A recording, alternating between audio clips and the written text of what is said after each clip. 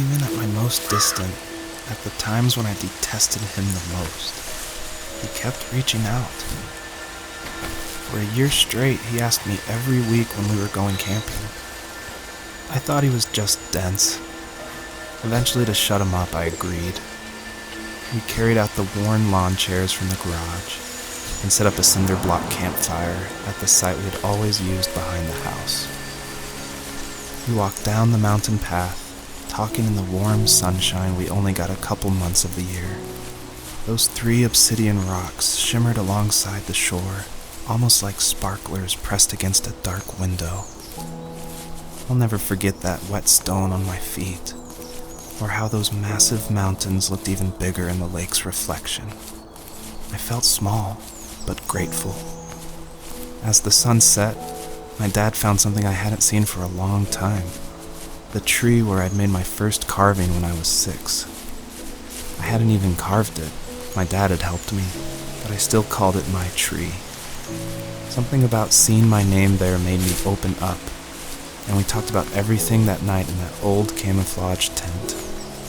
I told him how much I loved sketching and design, and how it would be a dream to study architecture in Seattle. I told him how I didn't get along with my friends much anymore, but that I didn't mind being alone. He told me he was there for me, and he joked that if all he had to do was write my name on a tree to finally get me to talk, he would have left me carved logs with novels on them in front of my room every morning. I don't know why it took me that long to realize it, but it was then I knew how much he had sacrificed for me. My dad built a lot of stuff in his free time. If he wasn't watching fly fishing or reading Tom Clancy novels, he was carving something. He made tons of birdhouses. Not that he was into bird watching, but I think he really missed working and adding on to the home. If he couldn't afford the time to build onto our own house, he would have to settle with watching birds move into their little homes. We kept an old mattress in the bed of that ugly yellow truck, so we would drive it deep into the woods and then watch the birds fly into their houses while the sun set. Usually it was accompanied by venison jerky or a cold Coke, but not a lot of talking, which is how we both liked it.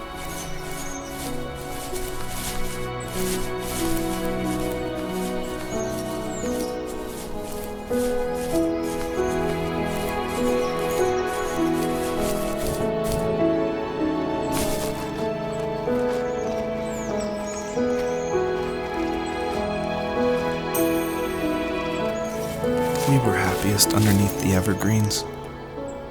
We decided it was time to finally map out the hundreds of acres we lived on just to pass the time during the summer. He was only free in the evenings, so I would spend the day wasting time on dial-up internet and sketching, and then we would rush into the woods, pen and map in hand, before evening fell. Sometimes the aurora borealis would cast a cold green glow on the mountainside, and we would finish our route underneath a twilight sky. Sometimes I was lonely during those summer days, but there was comfort in the routine. A lot of teenagers aren't looking for the daily grind, though. There's nothing wrong with wanting to get out, to leave your childhood home. You wanted to progress, to make something of yourself. Yeah, you're right. That house. I'm sure it's the same as how I left it. But then why does it feel so different? I doubt you're the only adult to have looked back and asked that question.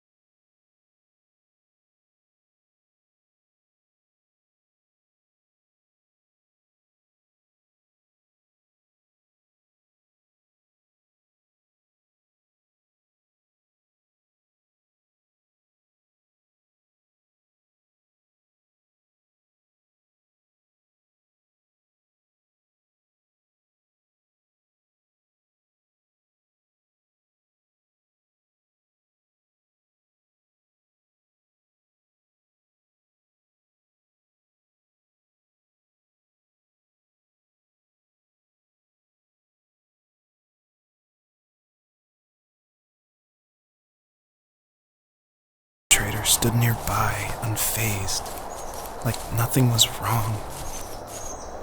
My dad is dead, and he's never coming back, Rachel. I can tell you these stories, but I can never reminisce with him again. He can never hold a grandchild that we'll probably never be able to have. I can never talk to him again, and I'll never be able to say I'm sorry for everything.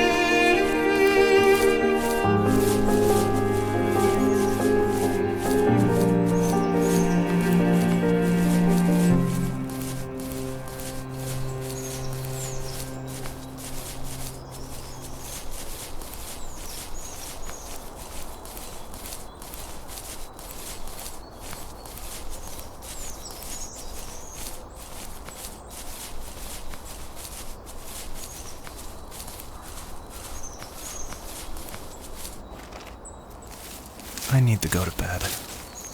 I just can't talk about this anymore. Good night.